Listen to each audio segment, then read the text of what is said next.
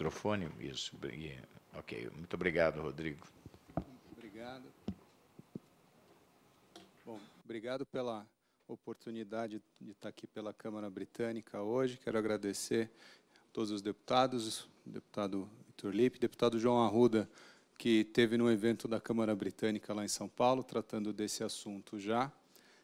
E eu vou só contextualizar rapidamente a Câmara Britânica para colocar um pouco do contexto do recado que a gente veio trazer aqui hoje. A Câmara Britânica, ela está funcionando? Você passa para mim?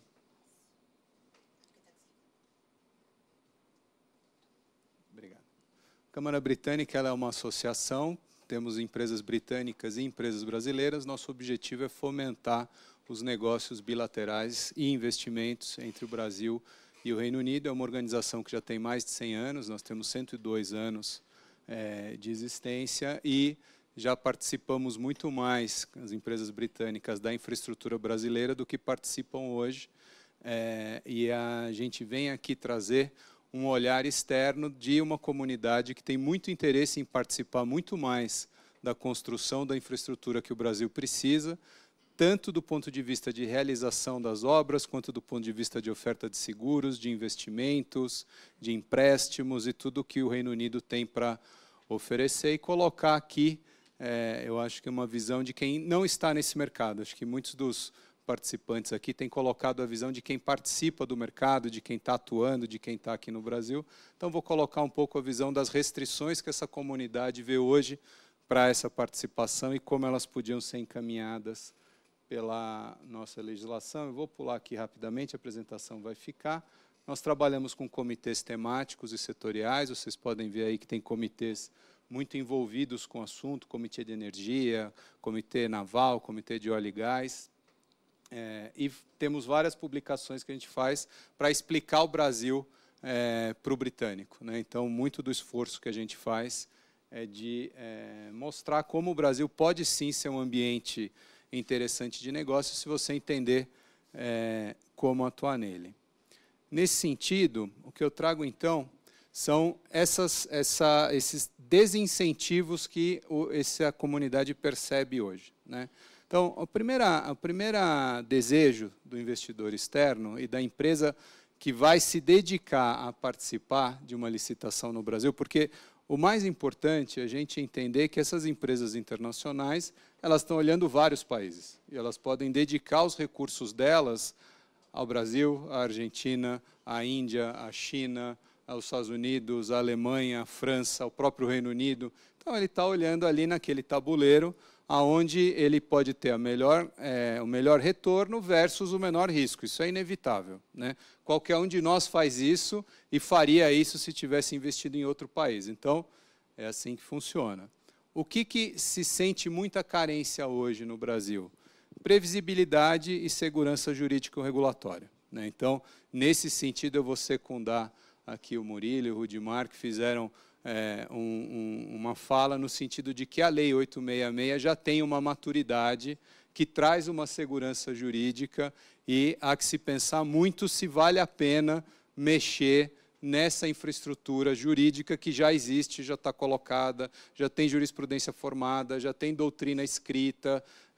Por quê? Qualquer inovação disruptiva leva à revisão de uma série de conceitos, provavelmente levará a decisões que podem ser conflitantes, então isso é um risco muito grande. Então, o primeiro ponto é, realmente, do nosso ponto de vista, tem ideias muito boas no projeto de lei colocado, mas que poderiam ser aperfeiçoamentos da Lei 866 e algumas até ser implementados sem alteração legislativa.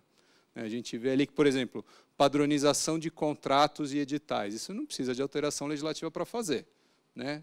É possível você ter standards e cada órgão vai aderindo se quiser. Então, tem ideias excelentes, mas a gente tem muita preocupação com essa alteração. Do ponto de vista da previsibilidade e da segurança jurídica, um ponto que a gente não viu atendido aqui nessa proposta legislativa é o cálculo de tarifas. né? Um problema que existe do ponto de vista do investidor externo é: vou investir no projeto. Esse projeto ele vai ser remunerado, por vezes, se é uma concessão, por tarifas. Só que o cálculo da tarifa, em geral, além de muito complexo, tem aspectos subjetivos que fazem com que eu nunca saiba, ao final, qual vai ser a tarifa que vai remunerar aquele investimento que sai de 35 anos.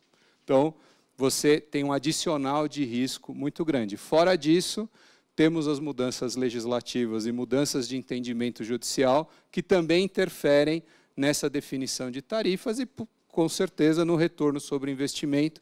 Então, isso informa o tal do custo Brasil, que a gente, infelizmente, até batizou, que é o custo da incerteza, né? Então, isso a gente não viu endereçado aqui.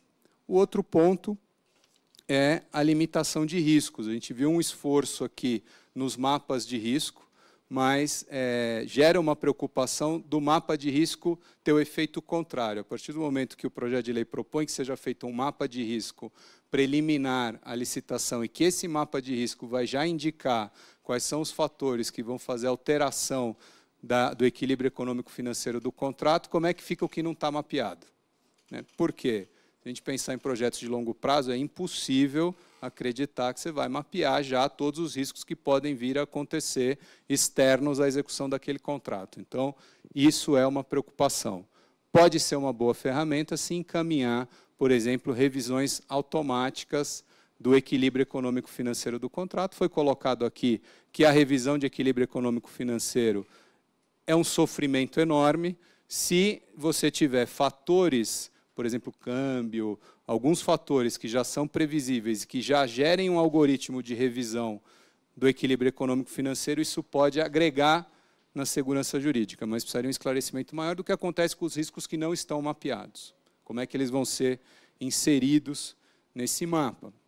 Outro ponto que preocupa são os gargalos de execução, né? Então, a gente vive aqui no Brasil essa situação de que, para a implementação de um grande projeto de infraestrutura, a gente precisa de licenças e autorizações de uma enormidade de órgãos, da administração pública federal, estadual, municipal, e isso é um enorme gargalo da execução da obra, gera aditivos, gera esse monte de problemas que a gente vive, atrasos, e a gente também não viu isso endereçado aqui. Do nosso ponto de vista, a partir do momento que é o órgão que está propondo o contrato, o órgão é que deveria se responsabilizar por essas liberações previamente, né? Porque se eu vou executar uma obra que já está definida, teoricamente, quem definiu a obra é que sabe o que vai ser feito e se isso está adequado à legislação local ou não. Então, esse é um gargalo importante de execução da obra. Um ponto muito pequeno, que acho que é de redação ali no projeto de lei, a gente não viu a minuta do contrato vindo junto com o edital. Dá para entender que tem que vir, que é a nossa tradição, mas não está escrito isso especificamente. Infelizmente, no Brasil, a gente sabe que as coisas não estão escritas detalhadamente, sempre alguém vai ter uma interpretação diferente. Então, isso é fundamental.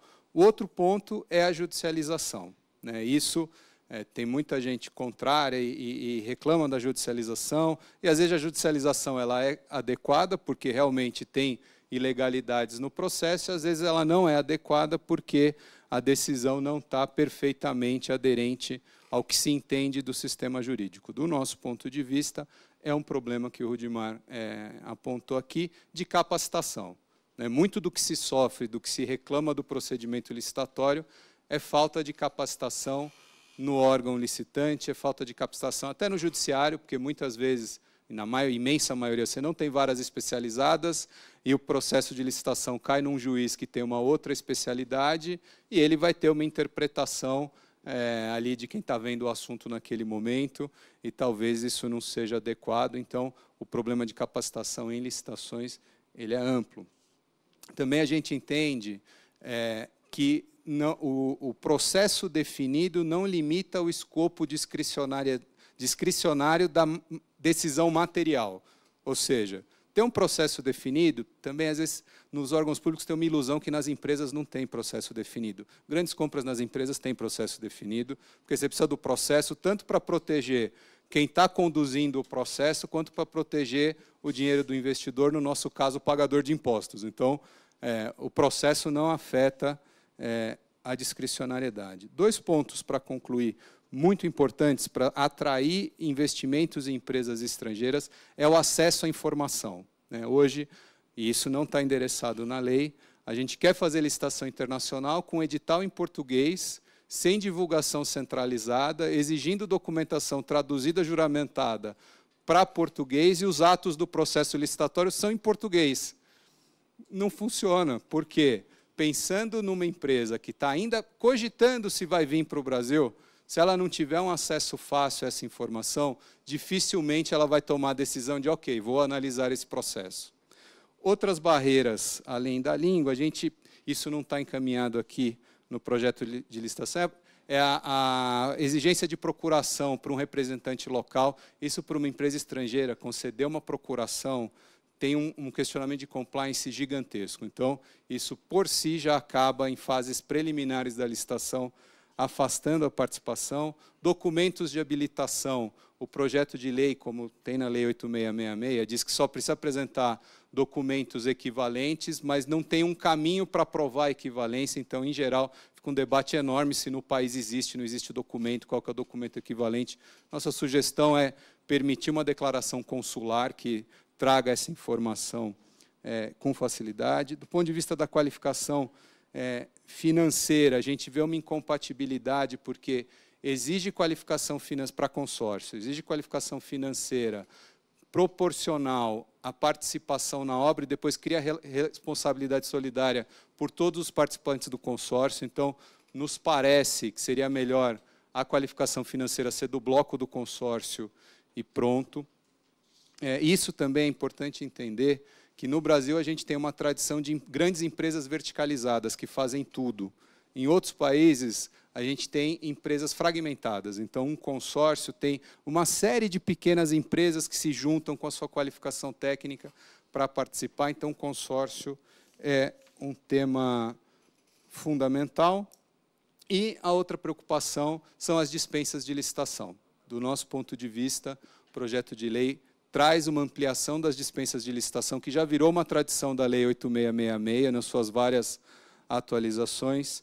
Tem dispensa de licitação no setor saúde, que é um dos setores mais carentes do Brasil e que gera uma série de preocupações. Tem dispensa de licitação em educação, tem não exigência para serviços financeiros. Então, isso tudo, do nosso ponto de vista, traz instabilidade e risco para o processo.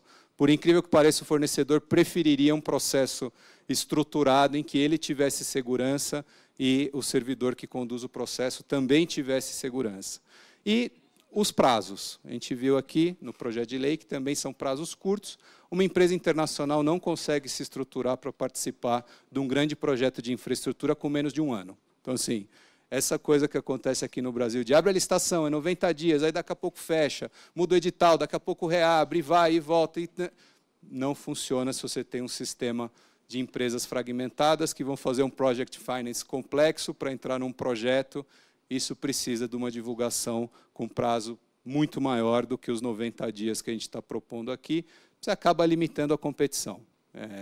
Esse é o nosso ponto de vista. Nós temos uma série de outras coisinhas aqui que a gente gostaria de comentar. Nós vamos entregar para os deputados esse posicionamento e estamos aqui à disposição para colaborar. Obrigado. Obrigado, Rodrigo. Passo agora para a Alessia.